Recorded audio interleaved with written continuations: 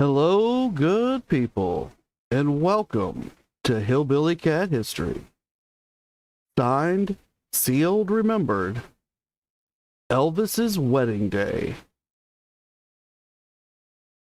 Yesterday, in the last episode, we were getting very close to the day that Elvis gets married. It's almost here, and we're going to get into it right after we come back from this song. Hello, Keith. Hello, Linda. Thank you guys so much for being here. I really appreciate it.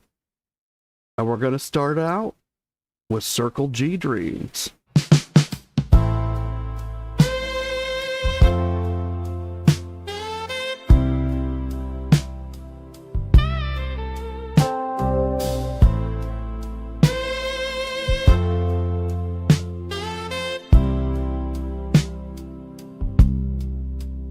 I drew a line in the dirt, said this land could be yours. 1 acre each, a house, a porch, a door. I saw the light in their eyes, like stars in the dust. But the paper stayed blank, and the dream gathered rust. I wasn't cash poor, I was rich in belief, trying to carve out a kingdom beneath cotton clouds and the Mississippi sun. But every time I reached, the dream came undone. Don't you forget what I tried to make, a home for the hearts I refused to forsake. They called it a whim, they called it a waste, but I saw a commune, not just empty space. Don't you forget me when the fences arise, when the ranch house fades and the silence lies. I gave you the down payment, I gave you the land, but the kingdom never built still lives in my hand.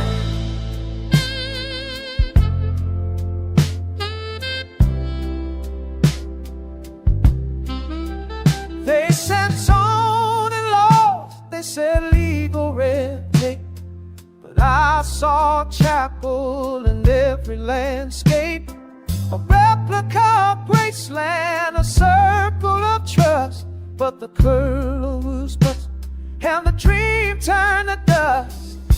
I signed the checks, I made the calls, watched the trailers roll in like prayer storms. But Vernon's face, tight as a gate, held back the flood of what I tried to create. Don't you forget what I tried to give, a place where my people could finally live. They called it a farm, they called it a phase, but I saw a future in the ranch's haze. Don't you forget me when the lights go out, when the house plans fade and the voices doubt. I gave you the down payment, I gave you the land, but the kingdom never built still lives in my hand.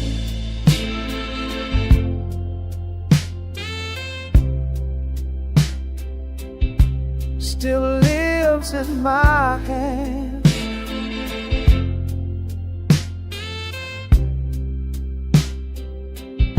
Still lives in my hand. Thank you, everybody, for gathering here at Hillbilly Cat History, where we remember together and listen for the echoes.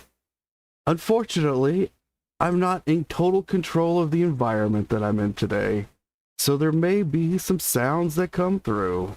I'm hoping that we can still get through the show, but if you guys are having a lot of trouble hearing me, please let me know. And we're going to get back into the wedding. Now I can see over in the comments, we've been having a little discussion about why they're getting married. And we are going to get into that in some future episodes. But in this episode, we're really going to be talking about the wedding itself and the facts that we know surrounding the events. And then we're going to kind of work backwards from some of those to figure some of this out. But just to put some of it into the record now, Keith says that some of the Memphis Mafia guys all said that Priscilla's father was going to put charges up against Elvis with something called the man law. Something to do about minors if they didn't get married. My response to that would be that she was 22 by now. She'd been 18 for a long time. She didn't actually move into Elvis's place until she was 17. So I think the ability to press any kind of law, I think that's the Memphis Mafia being armchair lawyers. So I don't think that's actually possible. Now, Linda says, I believe Priscilla and her parents had some kind of written agreement, something legal, something that there was substance to because there were signatures on it. I don't know if there was such a thing. If there was, that would be a very strong reason to move through with the marriage. I definitely agree with that. And Gunn says that she thinks that Elvis had said or that I think Priscilla's father had said he would tell the press that she had lived at Graceland since she was a minor or something. Again, this is 5 years later, so I'm not sure how strong that could actually be as a threat, because if we look at like the Jerry Lee Lewis situation, that's the one that everybody brings up because he married his 13-year-old cousin. And people point to the fact that Jerry's career was somewhat derailed because the girl was 13, but that's not actually the truth. At least not the way that I see it. If you look at it through the lens of the time, and you look at the newspaper articles that were printed about it, it seems to be much more about the fact that Jerry was already married. So he had committed bigamy, and bigamy was really the ultimate issue. That's what the public was mad about. The age came into play because the girl was so young. He had now committed bigamy with this young girl. But the fact that she was young and getting married at age 13, that wasn't really as shocking as people think that it is today. It was more about the fact that Jerry was already married.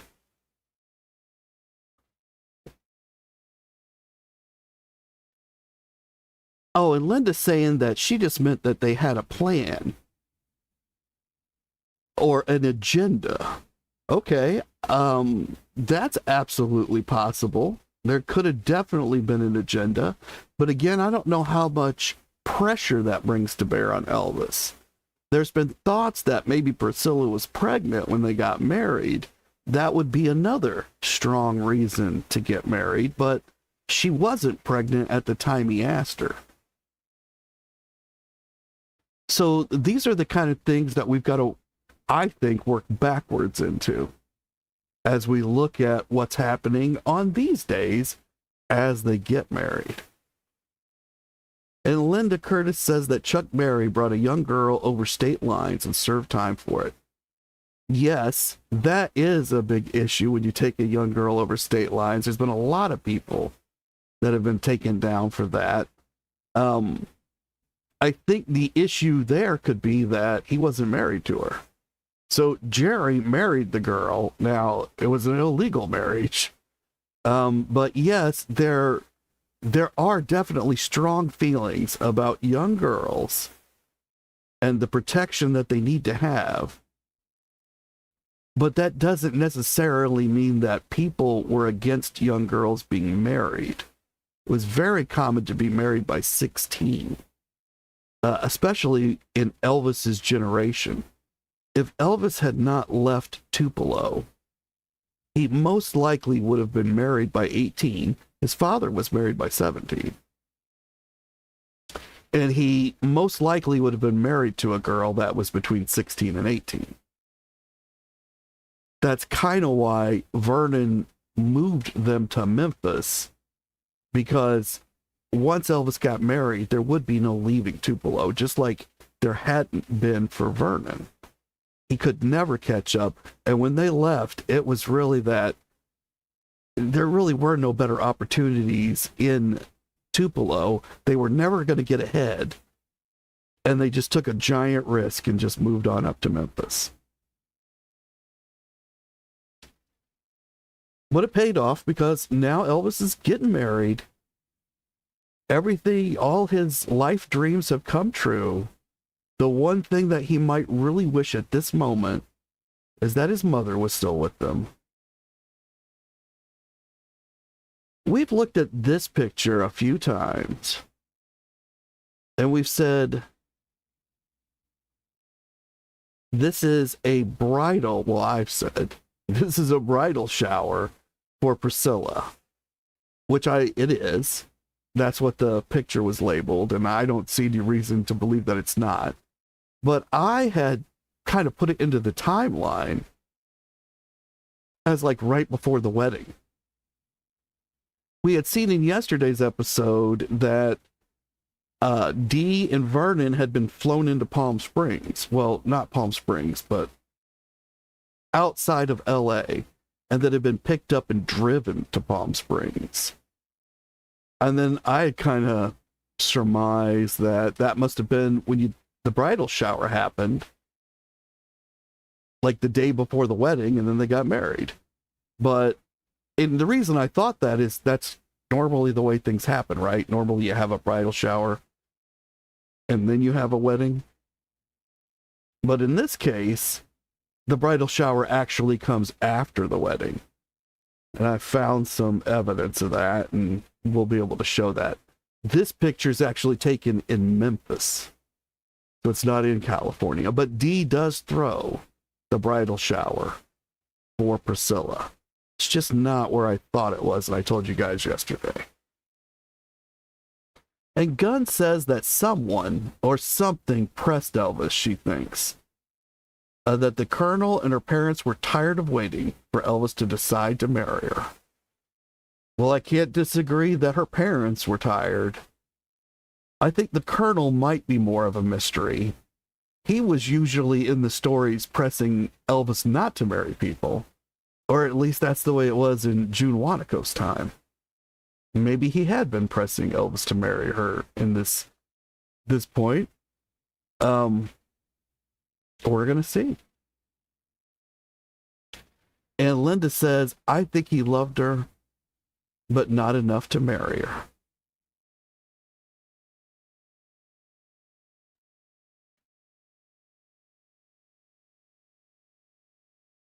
Now, up on screen now is a thank you note.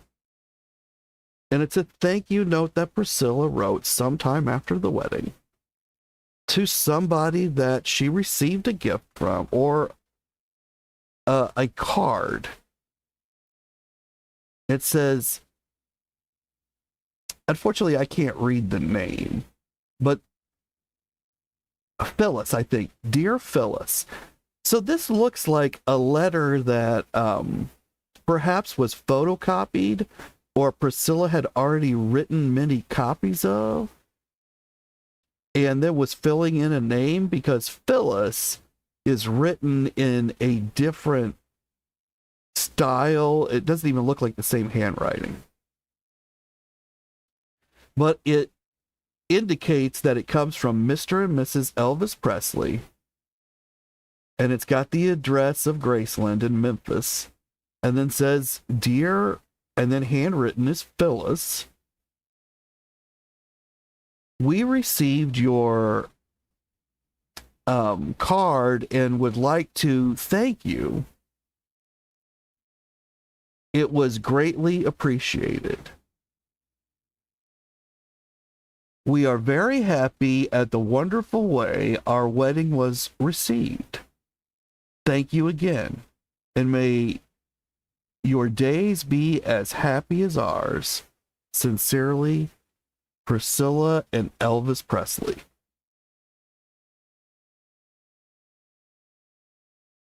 And it's all written in cursive. It appears to be as if it was handwritten, but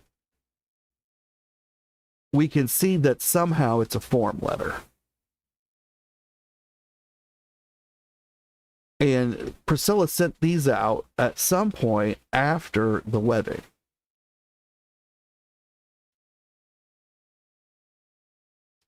Now, Priscilla says, although many people thought our wedding was sudden, Elvis and I had been talking about it in stages. So, although we may feel that Elvis was pressured into marrying Priscilla, Priscilla believes that they were steadily moving towards it and that they had been moving towards it in stages. That this wasn't a sudden thing. This was the end of a planned road.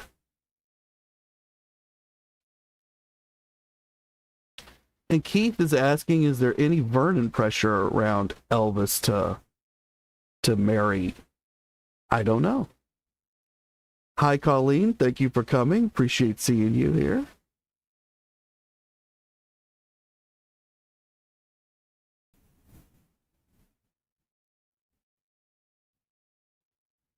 George Nichols. We've heard from him once before. He's a press agent for MGM.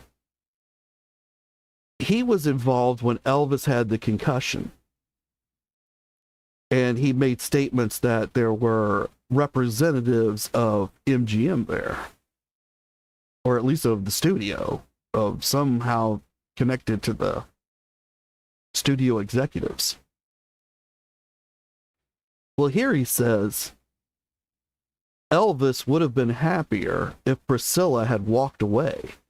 It was a forced marriage, and he got the worst of it. Elvis was in no hurry to set a wedding date and planned to postpone it as long as possible. So that's what George says, and I guess we could assume that since George, he barely knows Elvis, he's met Elvis, he works with him in some capacity at MGM, but I wouldn't say he knows Elvis well. So I would say that what George is telling us is the viewpoint of the studio, the people that work in the upper echelon, the executives, the people who hobnob with the colonel. They believe Elvis's marriage is forced, that he wasn't in a hurry to get it over with, didn't want to get hitched, and he tried to postpone it.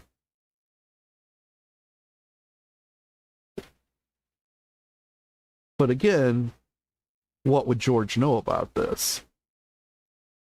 Or what would the studio executives know? I guess they might know what Colonel Parker told them.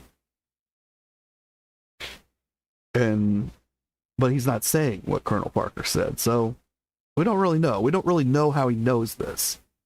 But this is George's opinion about the marriage. Priscilla Presley says, one day Elvis showed me the ring and simply asked me to marry him.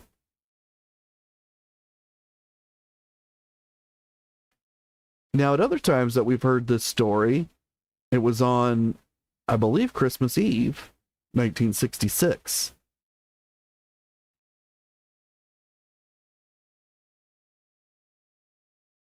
But when she tells it this time, it doesn't have this, very special date attached to it. It's just one day. One day, he showed me the ring, simply asked me to marry him.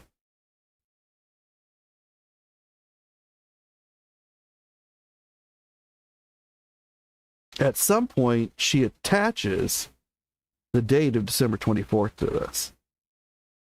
Now, it might really be December 24th because we have some other indications that it was, but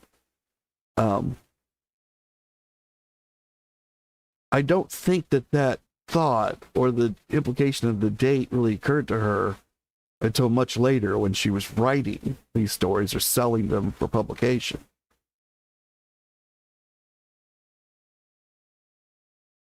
Albert Goldman, he says that apart from his effort to hold the guys together by providing them with new homes and new toys in his immediate vicinity, one can see the spree as a desperate and reckless effort to indemnify himself from the enormous sacrifice he was about to make by getting married, or as an effort to assert once again his complete control over his life, as an act of defiance against all the old fogies who worship money, like the Colonel and Vernon. It's simply as an exhibition of power and a manic outburst of that curious kind of euphoria that some people experience from throwing their money around.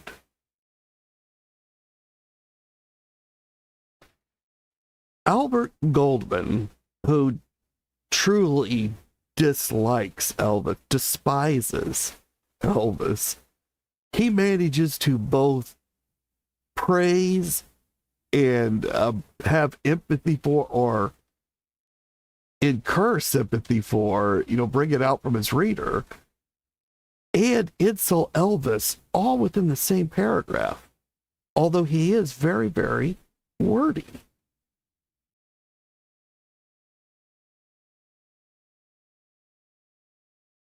So we're going to go through his quote again, see if we can't make some sense out of it. Albert Goldman says, apart from his efforts to hold the guys together by providing them with new homes and new toys in his immediate vicinity, one can see the spree.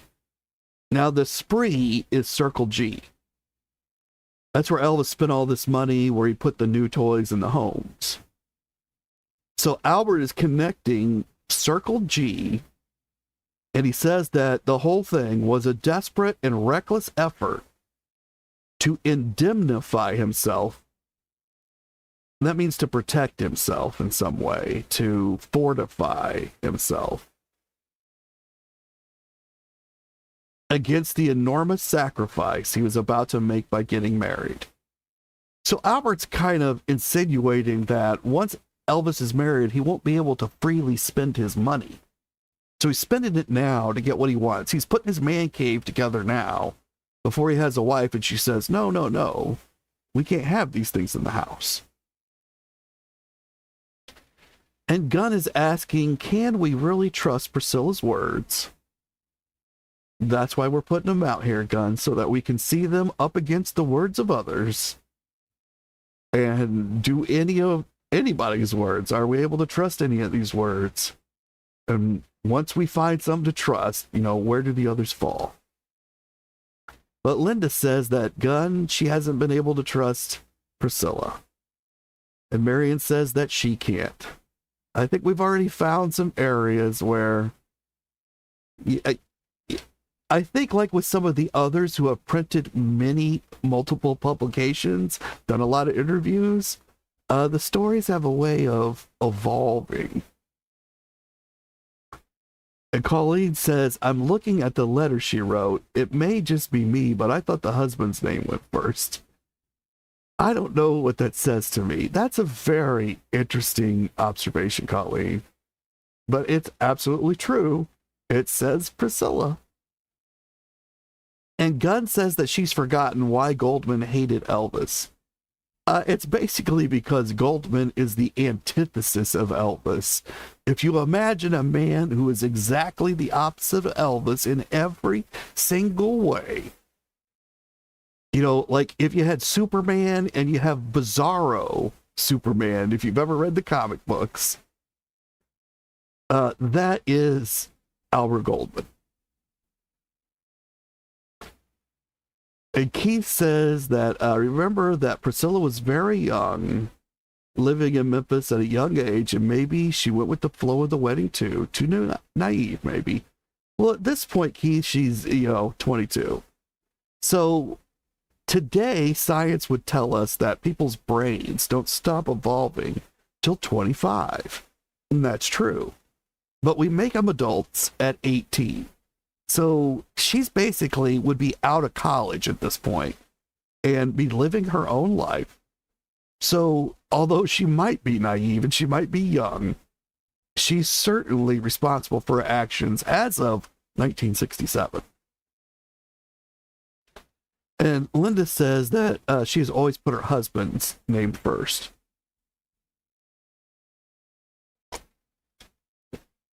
Hi, Linda Cutton. Thank you so much for coming. Appreciate seeing you here. And Marion writes that she always puts the husband first, too. And Linda Cutton says that she was 22. That's old enough. And Linda Curtis says that she was married at 18. So I think that as a society, it's good for us to have compassion and empathy for people that are between the ages of 18 and 25, because we've all been there. We've all made a lot of mistakes. But I'm not sure that marrying the most eligible bachelor in the world would have been either then or now a mistake. And I'm not sure that marrying Elvis in particular would have been a mistake. Maybe. I mean, he would always treat you well, but he was known to have a tendency to love other women. But again, he'd never been married, so there was no track record in marriage. So again, I'm not sure that she made a mistake or that she would even see it that way now. But back to what Albert Goldman is saying. He's connecting the Circle G to getting married, that this was something that Elvis couldn't get out of. So he kind of bought the Circle G as a giant man cave, is the way I would explain it today. As an effort, according to Albert Goldman, as an effort to assert once again his complete control over his life. But that really doesn't make any sense that Albert says that, because he's indicated that Elvis has to make some enormous sacrifice by getting married. And therefore, this can't be an effort to assert complete control over his life, because that's already gone. And he's not getting it back because he's still going to have to do the marriage. And then Goldman says it might be an act of defiance against all the old fogies who worshipped money, like Colonel and Vernon. So Albert sees this as some kind of response to Colonel and Vernon, which I don't think the Circle G was a response to Colonel and Vernon. I think the Colonel and Vernon had responses to the Circle G, and I think Elvis had responses to them, which was basically to continue most of the time, although he did change course a little bit. But I don't think he started the Circle G as defiance against anybody. I think he saw the cross, and it told him this was the path, and he walked the path. And I think we've seen that in the past episodes. And Albert Goldman also says, simply as an exhibition of power and a manic outburst. And he's saying that crazy people with too much money like to throw it around to be seen, to be a spectacle. I don't believe that's what the Circle G was either, from our look at it. I think we've spent a lot of time looking at why Elvis did this, And I don't believe anything Albert has pointed out here is true. I believe these are merely the speculations of a man who did not like Elvis but knew some of the facts. And Colleen says that Priscilla lived with Elvis long enough before they got married to know what she was getting into. I'd have to agree with that. And Gunn says that she's heard somewhere that Parker said marry her or send her back. Is there any proof of that he said that? I believe those words are going to be coming up during our look at this. I don't know if it'll be in this episode. Linda Cudden says, I do have compassion for youngsters who get into relationships at a young age. I was with the same man since I was 15. I only recently separated after 39 years together. I didn't cheat back, though. Well, I'm sorry to hear that, Linda. But it is very remarkable that you stayed with someone for almost 40 years from the age of 15. I think it's very rare for people who get together young today to stay together more than a few years. Now, back when I was a lot younger, it was much more common. And I think in Elvis's time, it was nearly expected that you would get together young and be together for your whole life.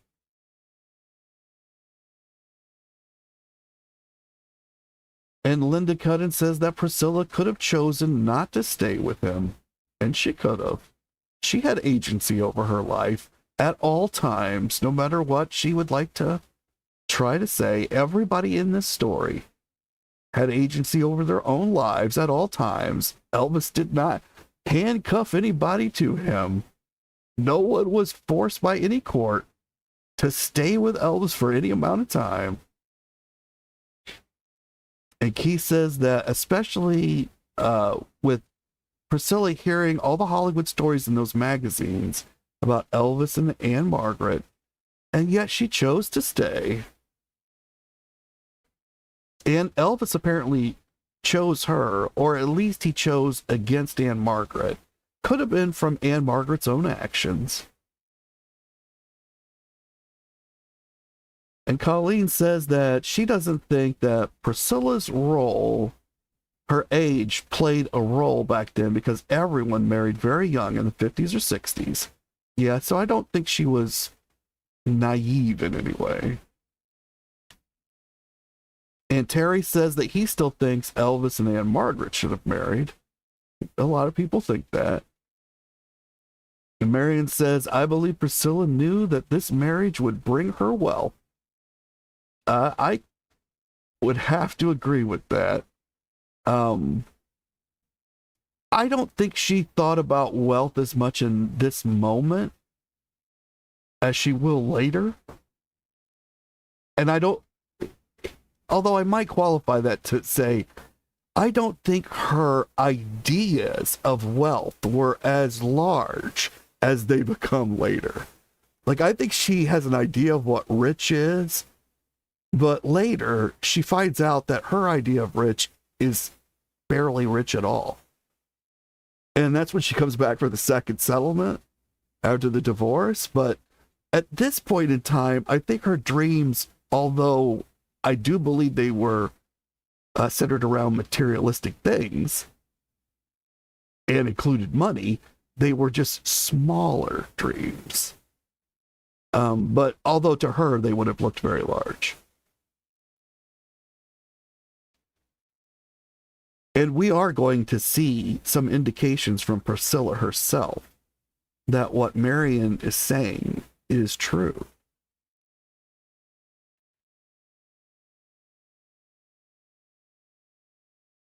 And Priscilla Presley says, even though we were perfectly content the way we were, at that time it wasn't nice for people to live together.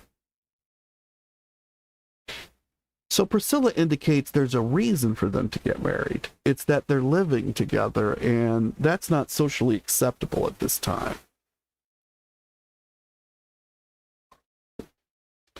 I don't know how valid that reason is because they've been together for several years, like 4 years, right? So I think if you've already been doing it for 4 years, I'm not sure that there is pressure from the living together or the social aspect.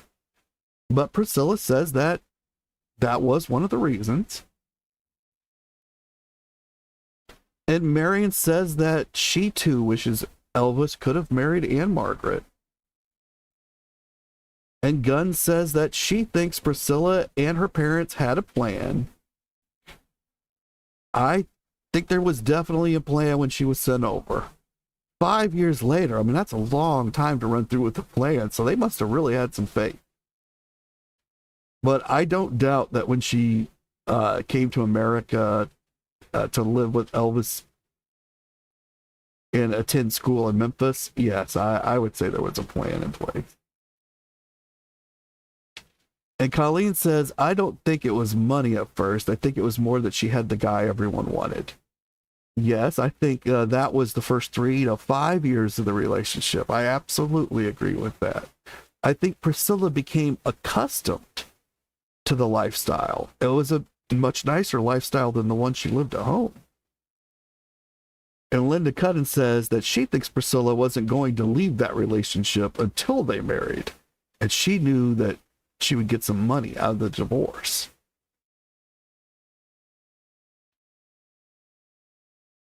Yeah, I don't know, because the money she settles for initially from the divorce, although it would have looked to her like a fortune, it was much more modest than what she ends up going for, or compared to what she's spent over her lifetime today. It was just a drop in the bucket. Linda Curtis says it would also bring her fame. We're going to see some more of that, Linda. What you just said, and again, it's going to come straight from Priscilla. It's not from someone else talking about that. It will be her. And we'll see that.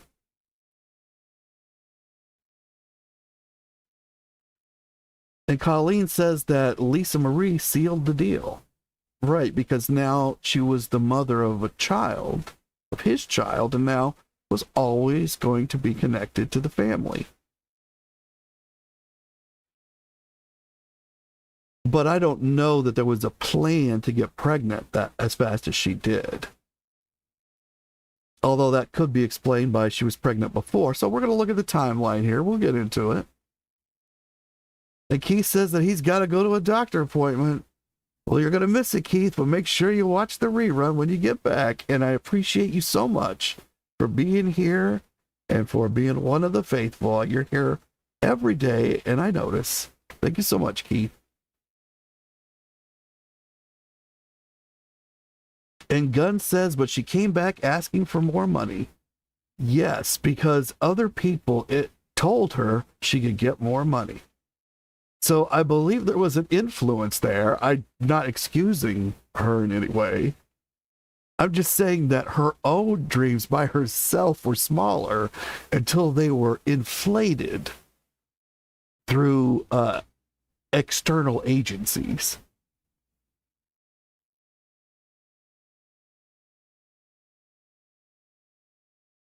And Priscilla says, even though we were perfectly content the way we were at that time, it wasn't nice for people to live together. So we just read that, but just coming back to that's one of the reasons. And now Charlie Hodge, he's got something to tell us too. Charlie says Elvis said it was time for him to get married. The Colonel had agreed. Priscilla had been staying at Graceland nearly 5 years, finishing her education at the Immaculate Conception High School.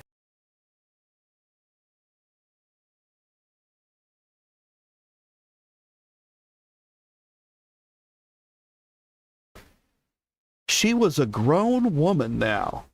She was 21 years old. The Colonel thought it might look bad if anyone thought that she and Elvis were living together. So Charlie, let's just go over Charlie's words, because I think there's meaning here that we can glean. Charlie says Elvis said it was time for him to get married. So to Charlie, Elvis has indicated, I'm making this decision. I've decided I'm getting married now. Charlie says the Colonel had agreed. That would indicate the Colonel was not the one pushing for the marriage. The Colonel had been an obstacle to the marriage. And now Elvis says it's time now. And the Colonel says, okay, Elvis, you're right. The time is now. But then Charlie says the Colonel thought it might look bad if anyone thought she and Elvis were living together because she was 21 years old. Now that is almost completely nonsensical. They've been living together since she was 18. And there was rumors of them living together since she was 17, and she probably kind of was. So the danger to living together with a woman really was prior to age 18. I don't know how much, if any, issue there was with living after 21. But Charlie says that that's the Colonel's reasoning. And then that makes it look like maybe the Colonel was the one pushing for it to happen. So Charlie's, I don't know, made us kind of confused here. And then Charlie says, you know how much I love Priscilla, Elvis said. I didn't want to get married this soon, but I guess the Colonel is right. So by the end of Charlie's story, Elvis has gone from the one who said it was time for him to get married to saying, I didn't want to get married this soon, but I guess the Colonel is right.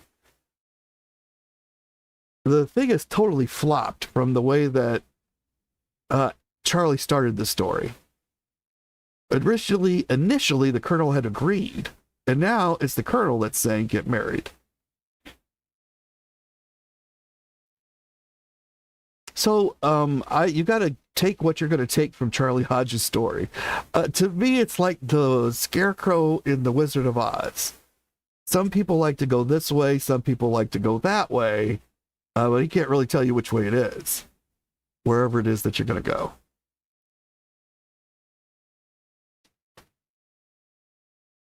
And Linda Cudden says that Priscilla was so cruel that she was greedy that Elvis would have made sure she was taken care of forever.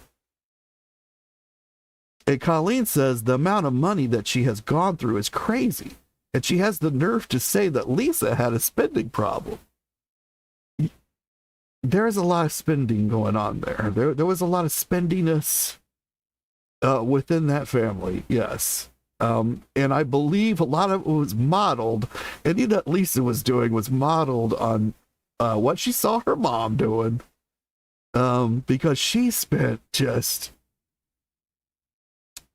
spent more. I'm absolutely certain that we could prove that Priscilla had spent more in her lifetime than Elvis made in his lifetime. Like, even adjusted for inflation. I think we might be able to show that. And Linda Cudden agrees that it's unbelievable, the amount of money. But, we don't live these highfalutin lifestyles, at least I don't. So maybe I just don't understand high finances. Marion says the first divorce settlement was a very good one for her, and that she could have had a brilliant life with that. Exactly. It was like $100,000, and in today's money, it would have been like close to $1 million. So could you live forever on less than $1 million? Not at the Elvis Presley lifestyle level, no. You couldn't necessarily live forever that way, even on a moderate lifestyle, but could you fund your way into a retirement with a great lifestyle for your whole life? You definitely could, especially since she already owned a business. And supposedly it was a profitable business. Linda Curtis says the things that make me not trust Priscilla are what she says and does. not what anyone says about her. That is a very good point. It's what she herself says and what she herself does. That is exactly the best way to look at Priscilla. And it's really the best way to look at everybody. We've got, that's this whole history of Elvis, all these people that have written the books and all the words that are out there, they're all people saying something about somebody else. But what's really important is what they've said about themselves and what they have done. Linda Cutton says, I don't think the Colonel pushed for marriage. I think her parents did. And Colleen agrees that Priscilla, and hopefully this would extend to all people, they nailed themselves. And Marion says that she absolutely agrees the Colonel's reason does not make much sense. And so, Marion, you have to wonder, is it the Colonel's reason or is it Charlie's muddled memory of the reason? Has Charlie talked himself into both sides and now believes that both sides are true? Because I think that's possible. I think some of us do that all the time in order to get through life. You know, there's almost two sides or more to every situation, and somehow we have to make those all live with each other to be able to get through. And Linda Cutton says, the phone call recorded by Red West says it all. Elvis felt railroaded into getting married, his own words. That's true, he did say that. And Gunn says she came back in 1977 a third time for more money, didn't she? You mean like after Elvis was gone? And did she come back to it? Yeah,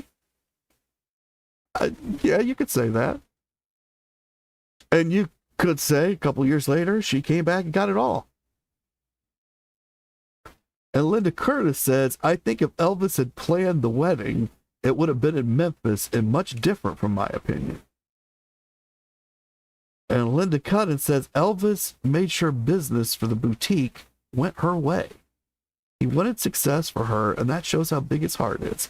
And if you guys are interested in that boutique, Biss and Boo, Biss did an interview with those Elvis girls, and it is sensational. And you will learn all kinds of stuff about Priscilla and Elvis and that business. So I highly recommend it.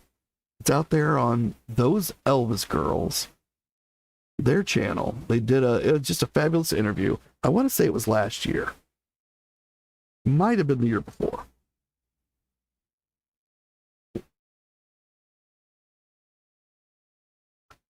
And Anna says that she agrees that Elvis said it in his own words on the phone call. Colleen says that Priscilla's parents probably went to the Colonel, and then he went to Elvis and told him the best way to handle the situation. That's an interesting thought, Colleen. That's a very interesting thought.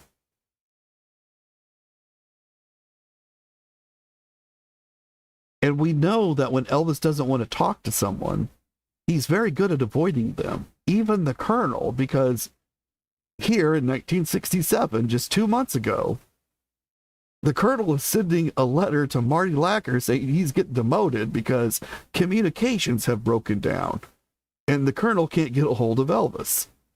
And that's basically because Elvis is not talking to the Colonel at that moment.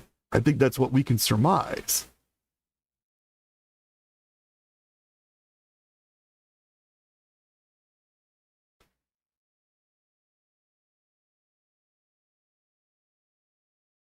And let me bring back up my notes. Priscilla Presley says, Joni Esposito introduced me to dining luxury, the top names in silver, crystal, and china. Baccarat, Lennox, Steuben. Joni Esposito is the wife of Joe Esposito, who is the foreman. He was the co-foreman with Marty until about a month and a half ago, when Marty was demoted by the colonel. And now Joe is the sole foreman. Joni is his wife. She and Priscilla are very friendly. And Joni, according to Priscilla, introduced Priscilla to fancy silver, crystal, and china, the names that you want to look for. How do you know if this stuff is expensive? You look for these names. It also means it's quality. You know, these are high quality pieces. Priscilla says, Joni registered our name with the city's finest silver and crystal dealers for the convenience of family and friends buying wedding presents. She reminded me to order my own personalized stationery for later thank yous and a guest book for later memories.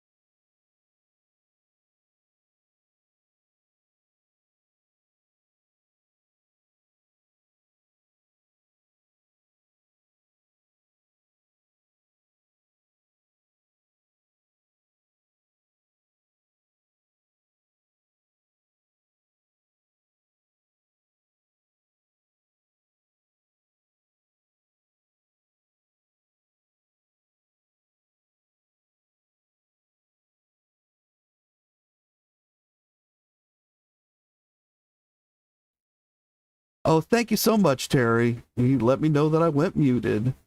I was talking through the comments that we've got here, and Linda Cudden has said, my thought is her parents were blackmailing him on the basis of her age, and that they could have made up stories about her being underage for all we know. And I guess they could have, but we're 4 years beyond that. So my feeling is that wouldn't be very strong. But I don't know. I'm not saying they wouldn't do it or that they couldn't have done it. Gunn is asking, why so small a marriage? I think that's because, well, we're going to see. It's going to be coming up. Priscilla's going to tell us in many of her own words.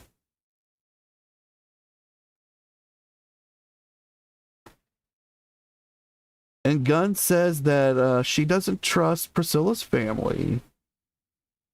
And Linda Curtis says it was small because it was rushed. That's some of it. I think that's some of it. Colleen says no audio, so thank you, Colleen. You told me back there, but I wasn't paying enough attention. Linda couldn't tell me I mute as well. Thank you guys so much. I have to pay more attention to what you're saying. I must have gone mute way back there. And Colleen says that she thinks the parents had a plan from day one. Why would you send her daughter to another country so young and a few months before she graduates?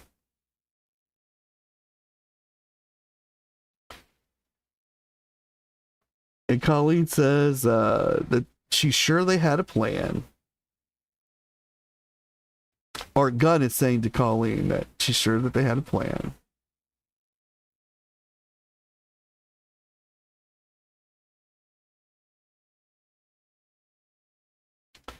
So I don't know where I went mute. I'm going to read the last quote that I gave again. This was from Priscilla, and it just shows that Priscilla wasn't aware of fine quality stuff in manufacturers until she's saying Joni Esposito made her aware. And her quote is, Joni Esposito introduced me to dining luxury, the top names in silver, crystal china, Baccarat, Lennox Steuben. She registered our name with the city's finest silver and crystal dealers for the convenience of family and friends buying wedding presents. She reminded me to order my own personalized stationery for later thank yous and a guest book for later memories.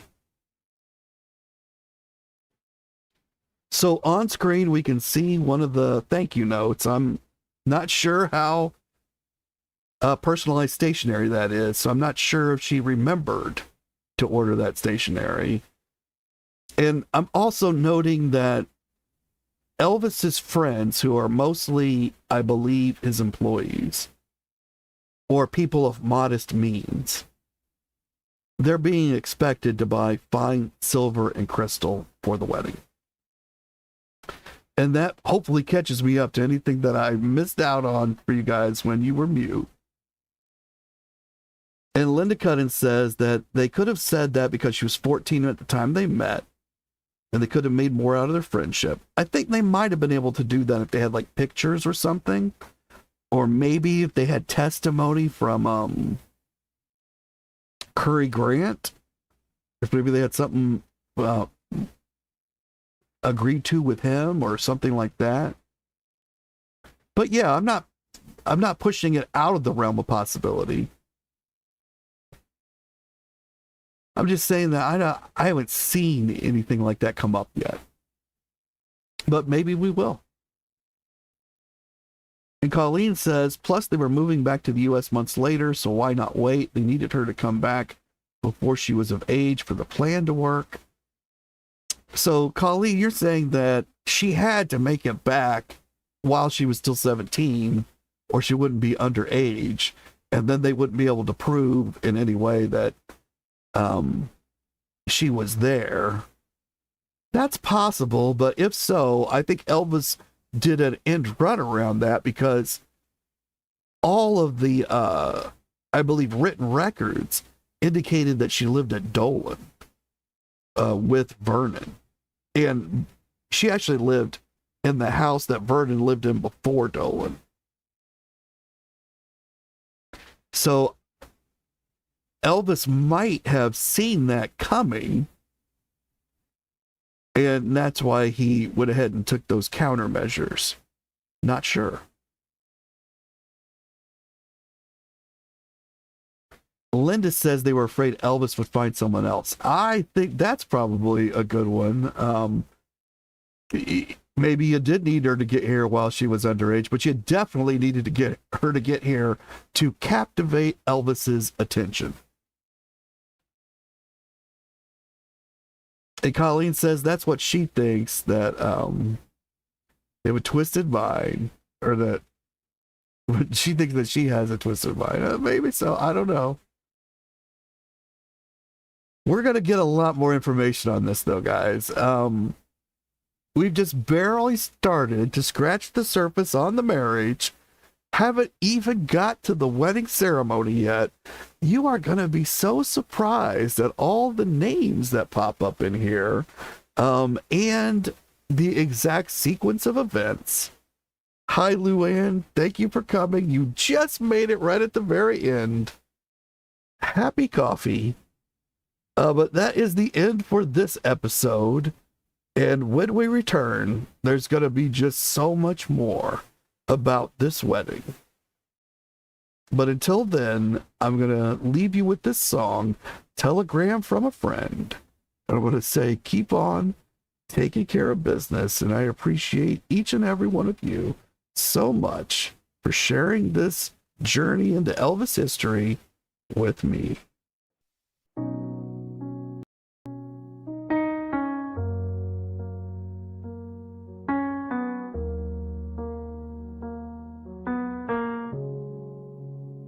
Lights came down on Vegas gold. July heat, a crown retold. Applause like thunder, stars alive. But one true friend was not in line. A telegram, a quiet grace. From 12 years deep, a loyal face. I read your words, they calmed the flame. In all that noise, I spoke your name. I wish you could have been here, Gary. The velvet night, the roaring crowd. But in my heart, your voice was steady. A whisper soft, a faith unbowed. 4 more weeks, this fire will fade. I'll find my way back through the haze to Graceland's porch where silence sings and friendship wears no stage or wings.